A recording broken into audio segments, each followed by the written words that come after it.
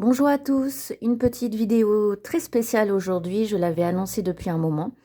Donc ça y est, la voilà, la vidéo que je souhaitais vous faire depuis un moment sur à la fois la Santa Muerte, qui est elle, puisque je suis dévote de la Santa Muerte, les sources qui m'ont permis d'approcher son culte et tout ce que je vous propose à la vente également. Donc là, je vous ai mis vraiment un échantillon de ce que je propose. Je vous renvoie de toute façon à mon site web dont l'adresse se trouve dans la description de la vidéo.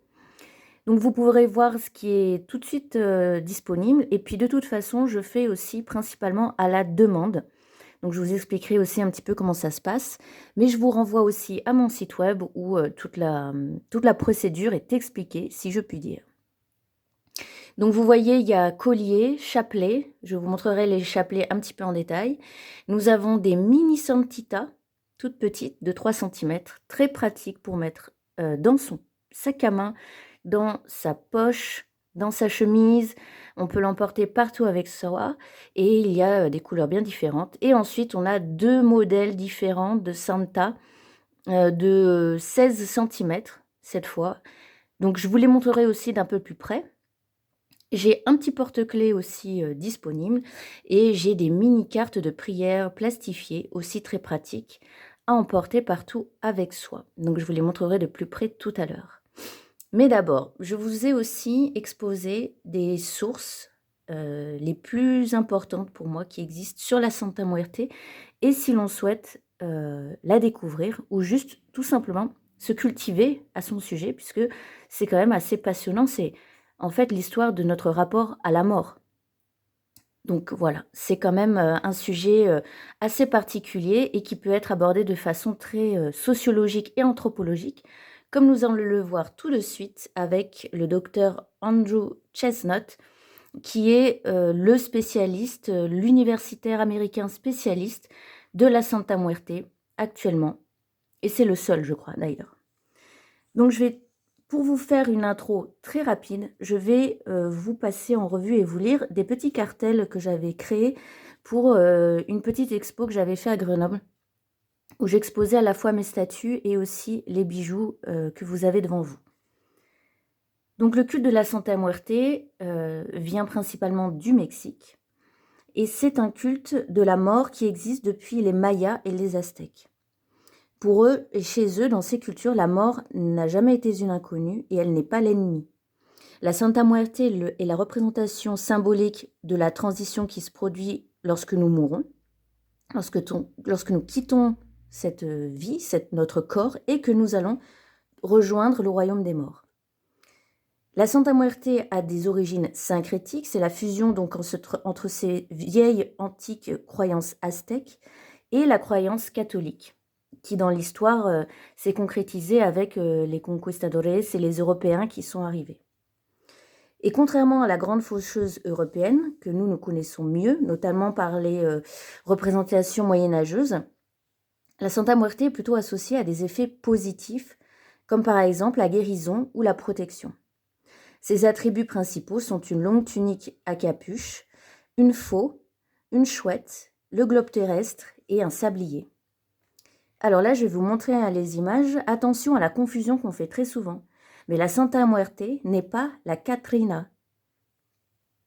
La Santa Muerte, c'est la sainte populaire qui représente la mort.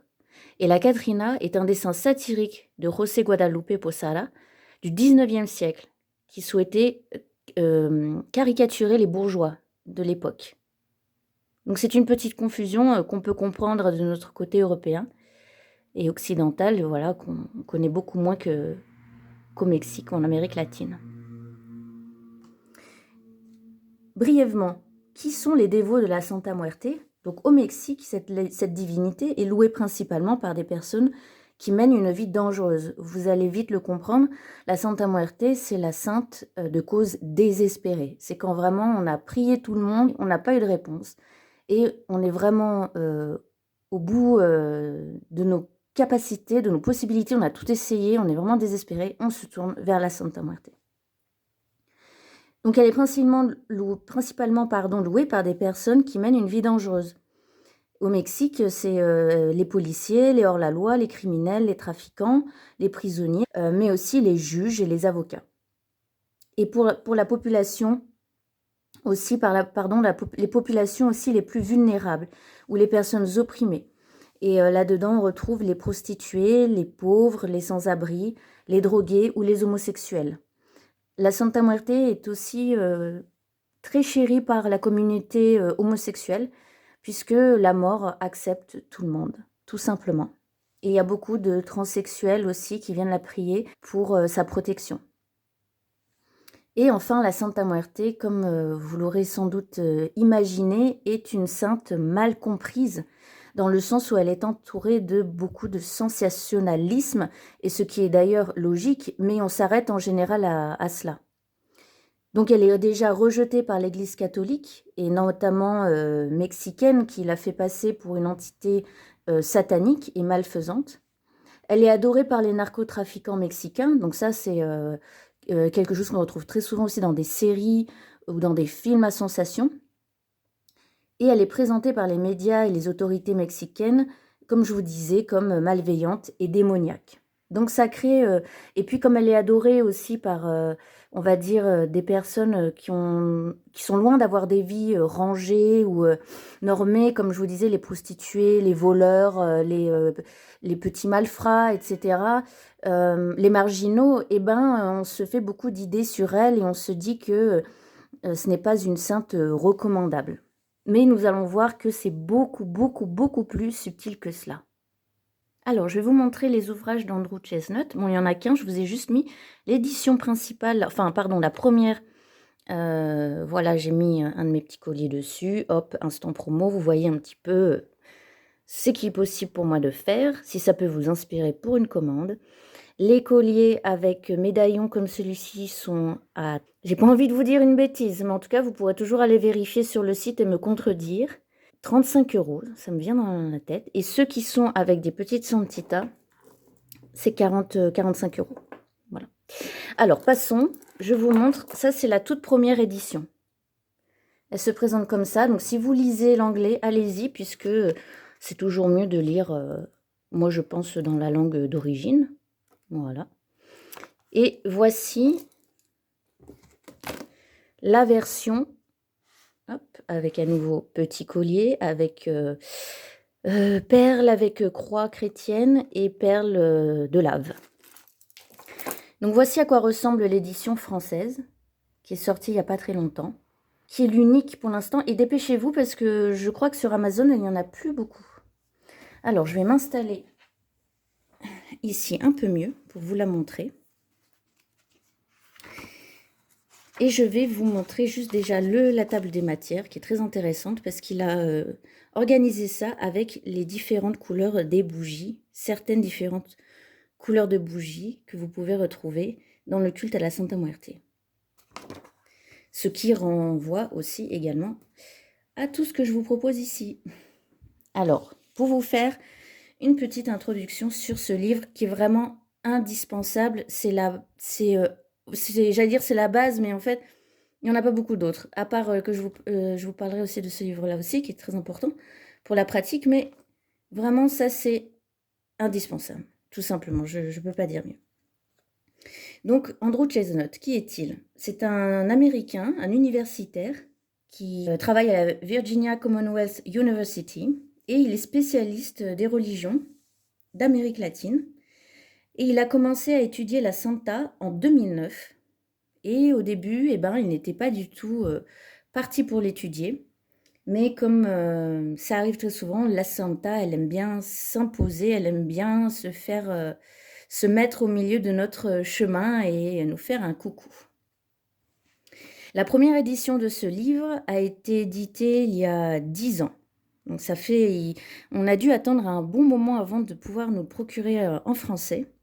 Et dans ses recherches, pourquoi c'est aussi très intéressant, c'est qu'il a eu l'opportunité de rencontrer des dizaines de dévots qui ont été pas du tout frileux pour lui confier leur foi, leurs croyances et leur culte. Il a aussi rencontré des personnes très importantes comme la fondatrice du culte Enriqueta Romero, alias la Doña Queta, que les dévots connaissent très très bien, qui elle réside dans le quartier très chaud de Tepito au Mexique. Il a aussi rencontré d'autres leaders du culte comme Enriqueta Vargas, qui est l'animatrice du Templo Santa Muerte International Américo. Et d'autres bien sûr, mais je ne vais pas tout vous lister ici. Il vous faut lire le livre, vous verrez, c'est vraiment passionnant. Et aux États-Unis aussi, il y a quelques temples qui existent, enfin pas quelques en fait, je pense qu'il y en a vraiment de plus en plus. Et d'ailleurs, vous pouvez facilement les retrouver sur les réseaux sociaux.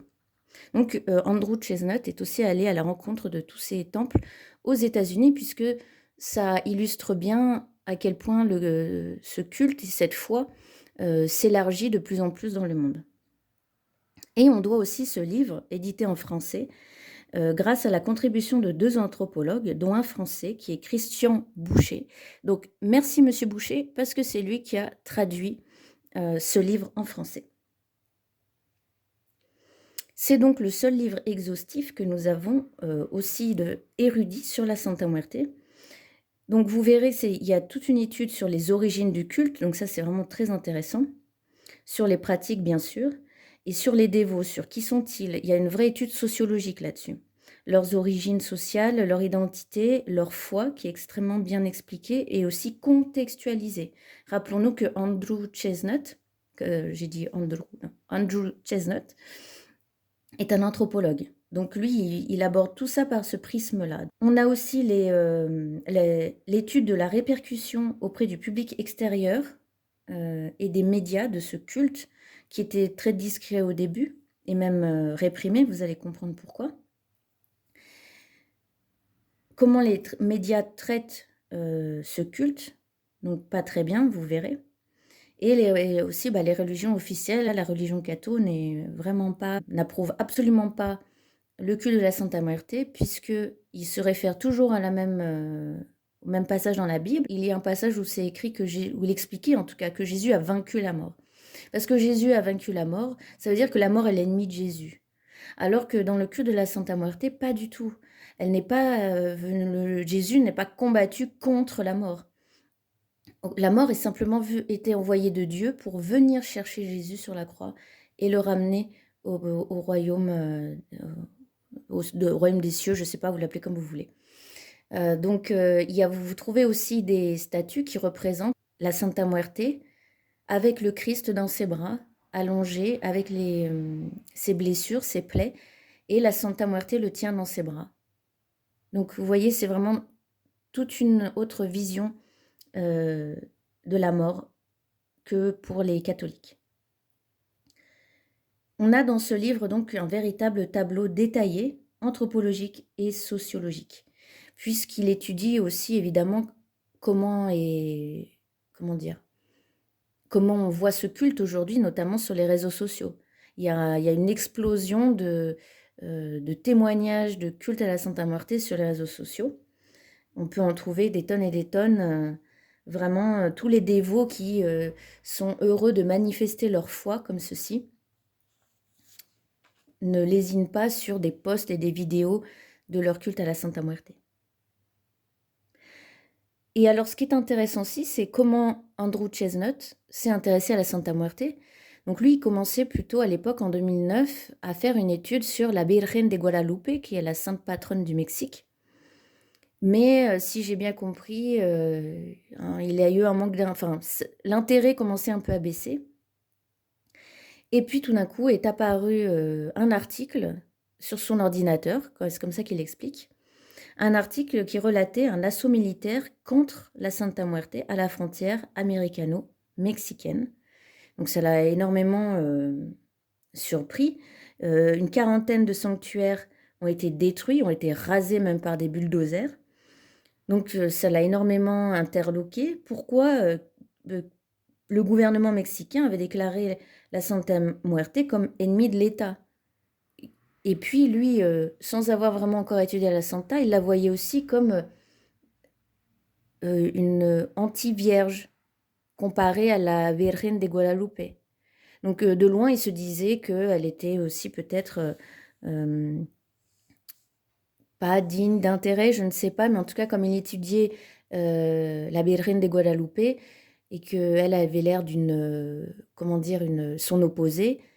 Il ne l'avait pas plus regardé que ça. Mais c'est grâce, on va dire, à cet article qui est apparu sur son ordinateur en 2009 qu'il a décidé de se lancer dans l'aventure et la recherche, et qu'on lui doit cette masse d'informations extrêmement passionnante. Vraiment, je vous recommande.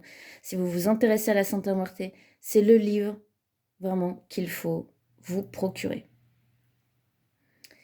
L'autre livre qui m'a beaucoup aidé, c'est le livre de mon prof de sorcellerie. Et j'en profite pour vous montrer le collier qu'il y a sur ce livre. C'est un collier que j'ai spécialement réalisé comment dire, en référence à la Santa Muerte des 7 pouvoirs, c'est-à-dire que c'est une Santa qui contient les 7 couleurs. Donc j'ai mis des perles avec des croix dessus où vous retrouvez les couleurs qui se trouvent sur les statues à cette couleur. Voilà. Et donc ce livre, il va falloir vérifier, je ne sais pas s'il est encore disponible. Moi je l'avais acheté sur la Coupe des Fées. C'est un site internet ésotérique où vous trouvez des encens, des bougies, des livres, des oracles, des pendules, des brûle-encens, voilà. C'est très riche. Et j'avais trouvé cet ouvrage sur la Coupe des Fées. Je crois qu'il n'est plus disponible, mais cherchez bien. Vous pourrez encore peut-être le trouver. Et ça, c'est, on va dire, un parfait complément avec le livre d'Andrew, puisque c'est carrément un manuel de pratique. Donc, à nouveau, Anakin 66 vous réexplique un petit peu les origines, donc c'est aussi très intéressant. Une explication des symboles aussi, mais je pense que, par exemple, voilà, la sainte qui voit la vie en couleurs, les 3 couleurs et les autres.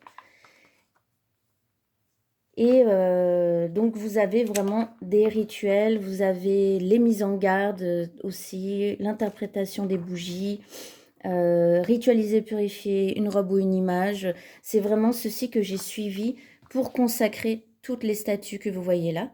Et les autres statues aussi, beaucoup plus grandes. Lorsque vous recevez une statue, n'oubliez pas de la consacrer pour être sûr que ce soit vraiment la Santa qui puisse venir se manifester ou venir dans ces statues et pas une entité qui voudrait se faire passer pour. Voilà. Donc ça, c'est super. Voilà, recueil personnel de sorcellerie. Donc vous avez vraiment les prières, les sorts, les rituels, tout ce qu'il faut pour accueillir votre statue, pour créer votre hôtel. Donc si vous pouvez vous le procurer, c'est super si vous souhaitez aller plus loin dans la pratique. Et alors ça, ce n'est pas un livre, c'est mon recueil personnel. Je vous en profite pour vous montrer une autre petite création. Hop. Ça, c'est vraiment juste pour la Santa bleue. Voilà. Désolée pour la pas terrible qualité du zoom, etc. Donc ça, c'est juste on va dire, mon carnet personnel dans lequel j'ai noté des événements au sein de ma dévotion, le jour où elle est arrivée, comment elle est aussi arrivée chez moi, etc. Donc je peux rapidement vous lire. Par exemple, voilà, j'ai déjà dédicacé sur la première page, je peux vous montrer ça, c'est le petit mot que j'ai mis au début du livre.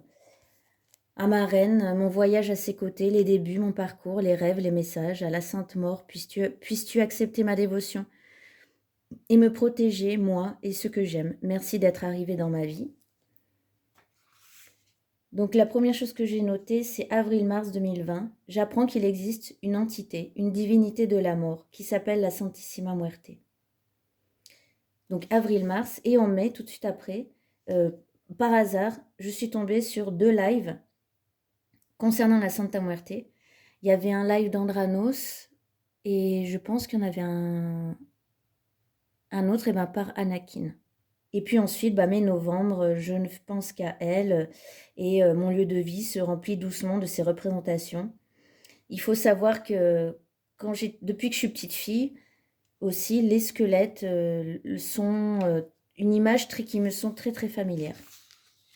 Je pense toujours au fait que je me dis souvent que la Santa était auprès de moi depuis longtemps, puisque dès petite fille, j'avais un squelette qui pendait au-dessus de mon lit de petite fille, qui était suspendu et qui brillait dans la nuit.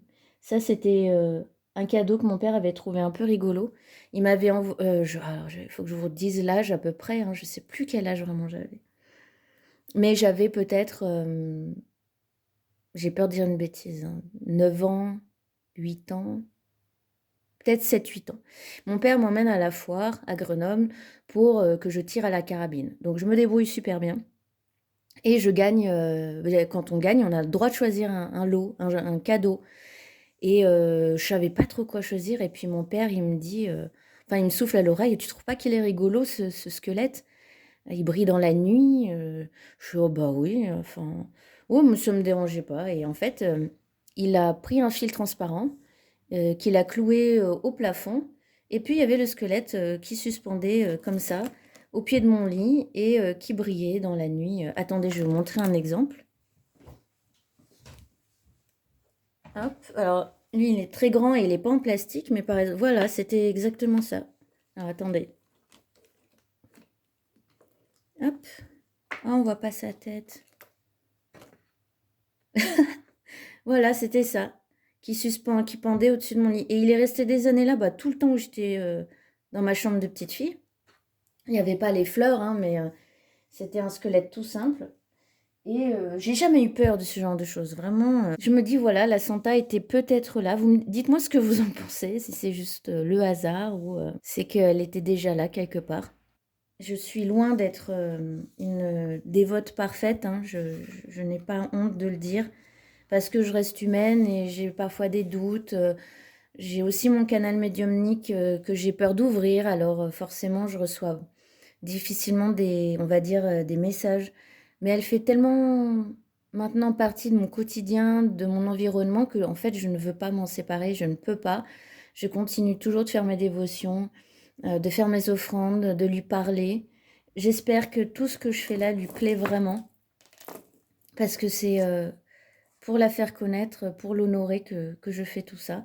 Je sais qu'il y a beaucoup de demandes au niveau des dévots en Occident, puisque ça, c'est juste des petites statues. C'est facile, entre guillemets, à faire venir du Mexique. Mais quand on veut faire venir une statue de 30 centimètres, celle qui ressemble à ça, par exemple, ou même de 1 mètre, voire 2 mètres, comme ils ont beaucoup au Mexique, aux États-Unis, alors là, c'est toute une logistique. Et il y a beaucoup de dévots français, je pense, comme moi, qui, quand ils se lancent dans la dévotion, sont extrêmement frustrés d'avoir si peu d'outils dévotionnels. Alors, ça suffit une image, hein. Même ça, je peux vous dire, ça suffit, hein. Juste une photo, un dessin, ça suffit largement, il n'y a pas besoin. Cette toute petite, là aussi, ça suffit. Sauf que je pense que beaucoup de dévots peuvent être vite frustrés de ne pas avoir plus et de ne pas avoir vouloir offrir plus à leur sainte chérie et leur faire un bel hôtel comme ceci, par exemple. C'est pas obligé de prendre des dimensions énormes. Et puis, on a tous des lieux de vie plus ou moins grands. Moi, j'ai la chance d'avoir un grand appartement, mais je vous avoue que si je pouvais, bah, je pousserais encore les murs pour remettre des étagères et mettre plus de statues. Mais je ne peux pas. Mais si vous avez qu'une étagère, un coin de bureau, ça suffit largement. Mais bref, je sais qu'il y a de la demande au niveau des dévots français aussi. Donc, je vous expliquerai plus en détail, je vous montrerai plus en détail tout ce qui est ici. Mais là, je tenais aussi à être transparente et à me confier un peu à vous. Si vous vous intéressez à mon travail, je vous renvoie encore à nouveau à mon site web ou à mon compte Instagram où je publie beaucoup autour du tarot, mais pas que. En tant que dévote, j'ai envie de faire connaître la Santa Muerte et j'ai aussi envie de faire de la, comment dire, de pallier, comme Andrew l'a fait avec son livre, de contrecarrer toute la désinformation qu'il y a autour d'elle. Donc là, je vous propose de carrément vous lire ce que j'ai écrit très récemment, le 20 octobre, pour être transparente avec vous, ça fait un peu partie de ma nature. C'est peut-être me tirer une balle dans le pied aussi, mais j'ai besoin de partager très souvent et j'ai pas envie de dire que c'est de l'honnêteté, non, j'ai juste envie de vous montrer vraiment qui je suis sur ce niveau-là, mes craintes et mes doutes. Voilà, parce que je pense que je suis pas la seule aussi. Et peut-être que ça peut parler aussi à ceux qui n'osent pas se lancer. C'est normal d'avoir peur de se lancer. C'est pas n'importe qui. C'est la mort. Vous vous sentez attiré, vous vous sentez appelé, mais vous avez très peur de, par exemple, faire vous taper sur les doigts, de pas faire quelque chose correctement, qu'elle vous punisse, qu'elle vous gronde. Moi aussi, j'ai eu très très peur à mes débuts. J'étais dans un état de stress énorme, mais j'étais accompagnée aussi. Donc si vous souhaitez être accompagnée, je peux aussi vous donner des noms de dévots expérimentés qui peuvent vous rassurer. Donc n'hésitez surtout pas à me demander si vous souhaitez des contacts. Donc je vous lis ce que j'ai écrit le 20 octobre. Je me sens toujours inspirée par la Santa Muerte, mais toujours peu connectée. La peur, c'est sûr. Comme je vous disais, moi aussi j'ai peur, donc j'ai peur de mal faire. Et j'ai tellement peur que je fais peut-être ce qu'il ne faudrait pas à l'inverse, c'est que je me ferme. Et je pense que... Après, j'écris mon oracle aussi pour pouvoir communiquer mieux avec elle. Donc voilà, ce sera une question de temps et de pratique aussi, tout simplement. Donc rien que d'avoir le temps d'écrire dans ce cahier me réconforte. C'est aussi une façon de me connecter à elle, à la Santa, lui faire savoir que je l'adore et la vénère malgré mes faiblesses humaines. Bien que je n'ai pas d'urgence dans ma vie, ni de danger, la Sainte Mort me veille. Je ne suis pas pauvre, je ne suis pas dans le besoin, je ne risque pas ma vie chaque jour. Mais peut-être que la mort m'a choisi pour ma nature dévotionnelle. J'aime me dévouer à son culte, j'aime mettre le genou à terre, devant son autel. M'agenouiller totalement, baisser la tête, poser mon front sur le rebord du meuble, m'en remettre totalement à sa protection, si elle le veut bien. J'aime la servir, embellir ses statues, promouvoir son image, car depuis que je suis enfant, elle est penchée sur le berceau de l'orpheline, de la petite fille qui n'a aucune racine. Les squelettes font partie de mon enfance, du squelette en plastique qui brille dans la nuit, au conte pour enfants, au livre d'anatomie, jusqu'à aujourd'hui. Le visage de la mort est un réconfort, car familier. Je m'imagine souvent pouvoir me reposer au pied de la Santa, assise sur son trône, et coucher ma tête sur ses genoux recouverts de sa robe. Elle est ma seule mère fidèle et loyale. Je ne peux pas plus l'expliquer. Mais sa robe me fait toujours l'effet d'un grand réconfort lorsque j'admire mes statues. Et c'est vrai que j'aime beaucoup juste être là, en contemplation devant mes statues. Aujourd'hui, je ne suis qu'une simple dévote qui espère que son amour soit entendu. Maman, je te demande pardon de ne pas savoir encore bien t'entendre, mais tu connais le fond de mon cœur, et je continuerai à te présenter au monde pour qu'il n'ait plus peur de toi. Je continuerai à te garder la principale inspiration de toute mon incarnation. Qu'il en soit ainsi. Amen. C'est donc pour vous illustrer un petit peu mon état d'esprit et ma dévotion. Elle m'inspire énormément.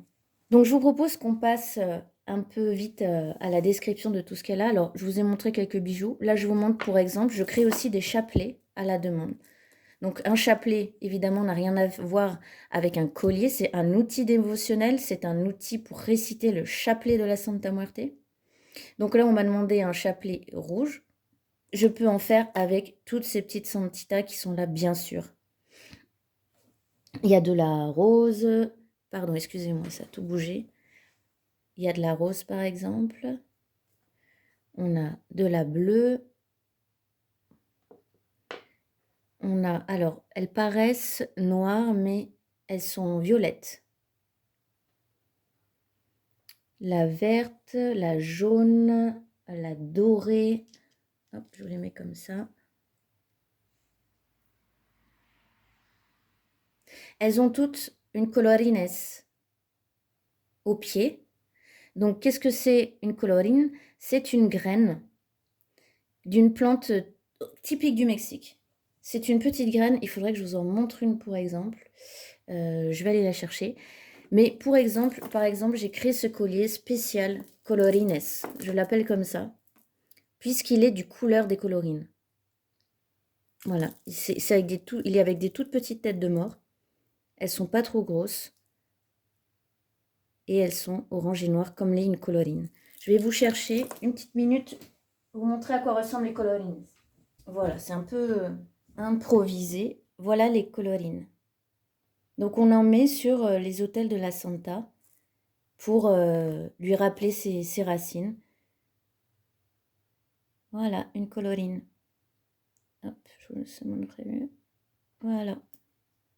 Les autres modèles, vous avez une ambrée, vous avez une rose transparente, des roses transparentes, des jaunes transparentes. Je les trouve aussi très chouettes, les transparentes. Hop. Il me reste une seule blanche. Je n'ai plus les 3 couleurs principales. Mais début 2024, il faut que j'arrive à faire une commande au Mexique. Et j'en rachèterai des 3 couleurs principales. Il y a des lots spéciaux uniquement avec du blanc, du rouge et du noir. Donc, en toute petite quantité, j'ai plus de rouge. J'ai pas de noir non plus, j'ai plus de noir. Il me reste une blanche. Comme ceci. Pour les autres modèles, j'ai noir et blanche comme ceci.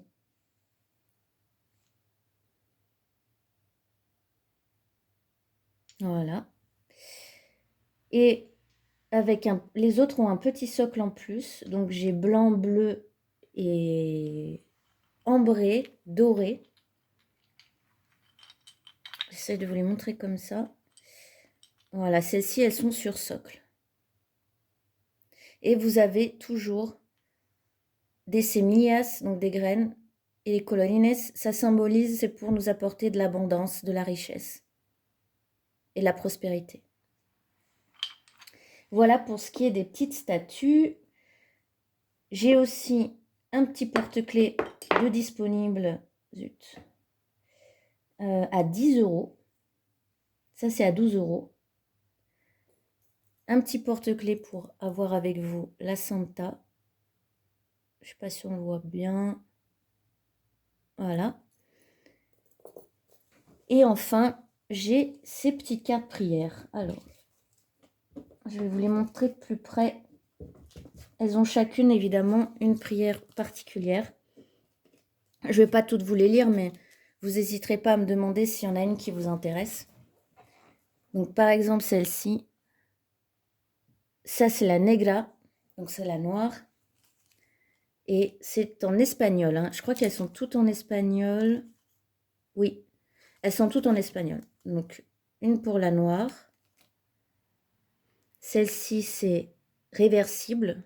Donc, pour éloigner le mauvais sort, le mauvais œil. La rouge enceinte. C'est pour protéger les femmes enceintes. Celle-ci, la Santa Muerte del Retiro. Alors, c'est pour rejeter le mal. Excusez-moi, je ne sais pas ce que veut dire retiro, mais quand je lis rapidement derrière, c'est pour éloigner le mal. Là, on a la Santa Muerte verte, donc, et elle est pour les nettoyages. Limpias. Ici, on a la Santa Muerte del Círculo de la Fortuna. Donc ça, c'est pour le business, le travail. Et là, on a la Santa Muerte de pouvoir. C'est une prière plus générique. Voilà, mais très puissante. Donc, chaque petite carte à 3 €. Elles sont dans un plastique. Donc, c'est très pratique pour pas les abîmer et les transporter avec soi. Je crois que je vous ai tout dit. Peut-être celui-ci, je vous présente juste cet autre chapelet qui est déjà disponible, déjà tout prêt. Donc, c'est un chapelet qui est fait pour prier la Santa Muerte ambrée. Donc, la Santa Muerte ambrée, c'est pour tout ce qui est addiction, pour se libérer d'une addiction, drogue, alcool. Et je pense qu'elle peut être aussi très utile pour les personnes du corps médical qui travaillent avec les personnes avec ces contraintes. Et je pense qu'elle peut être bien. On peut aussi prier la Santa Ambrée, pas pour soi, mais pour un proche. Et d'ailleurs, toutes, en fait, toutes les Santas. C'est pas forcément, vous pouvez prier pour quelqu'un d'autre, pour le libérer de l'aider à se libérer de son addiction. Voilà. Pour terminer, je vous rappelle que j'ai mon guide, j'ai créé un guide du chapelet de la Santa Muerte que vous pouvez vous procurer au format numérique. Il est en couleur, hein. Là il n'est pas beau, il est en noir et blanc, j'ai pas les moyens de bien me l'imprimer. Mais je vais essayer de l'imprimer, là il est en A4 en petit livret. Voilà. Et vous avez une introduction sur pourquoi j'ai créé ce guide. Vous avez le schéma du chapelet, comment le réciter. Voilà, les étapes. Après, vous avez toutes les prières de grain en grain. Voilà, 16e grain. Et vous avez ensuite des prières spécifiques pour chaque jour de la semaine. Avec des traductions. Et vous avez quelques prières pour certaines spécifiques, pour certaines couleurs. Là, vous avez la dorée, par exemple. Et tenez, je vais vous lire. Je crois que j'en ai une pour l'ambré. J'ai pas pu mettre toutes les couleurs, hein, évidemment. J'ai mis les couleurs avec lesquelles moi j'ai le plus d'habitude d'être. Donc, par exemple, l'ambré. Puissante Santa Ambré. Muerte Ambré, pardon. Toi qui vois tout avant nous, je viens à toi pour te demander ton aide. Puissante dame ambrée, je t'en prie, guéris-moi de cette douleur et de cette maladie. Touche-moi de ta tunique, essuie mes larmes de peine et de souffrance. Utilise ta lampe pour éclairer mon chemin que tu vois pour moi. Utilise ta faux pour briser toute porte ou route qui me sont fermées, car il n'y a rien qui ne se pliera à ta volonté. Évidemment, vous ajoutez ça avec beaucoup de remerciements, des offrandes, des cadeaux, etc. Donc voilà, je crois que ça fait pas mal déjà pour une première vidéo sur la Santa Muerte. Donc n'hésitez pas à me dire ce que vous en avez pensé, si vous voulez d'autres vidéos de ce genre. Je pense que je vais vous faire une vidéo aussi sur le dernier livre que je viens de me procurer sur la médiumnité justement, qui est d'Andranos. Je vous le montre, il est là. Puisque justement, j'en avais peur, moi. Je connais plein de choses sur la spiritualité. En théorie, je sais plein de choses, je crois à beaucoup de choses. Mais pour ce qui est d'ouvrir sa propre médiumnité, alors là, c'est différent.